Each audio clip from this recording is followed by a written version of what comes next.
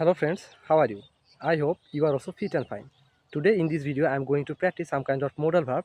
You know, modal verb can. Can is a very easy to make sentence. Right now I am going to make sentence, and I first of all I uh, speak this sentence Bangla, then I translate this sentence with English.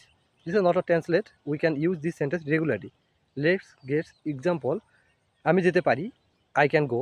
আমি যেতে পারি, আমি খেতে পারি, I can ইট। আমি শিখতে পারি, I can learn. আমি তৈরি করতে পারি, I can make.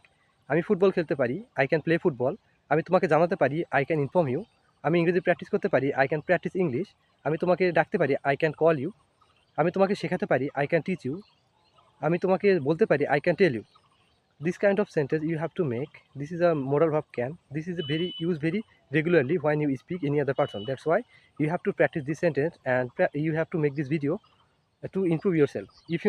If you really want to learn English, you have to practice every day. That's why I am making this video and I'm practicing this sentence. Thank you so much for watching this video.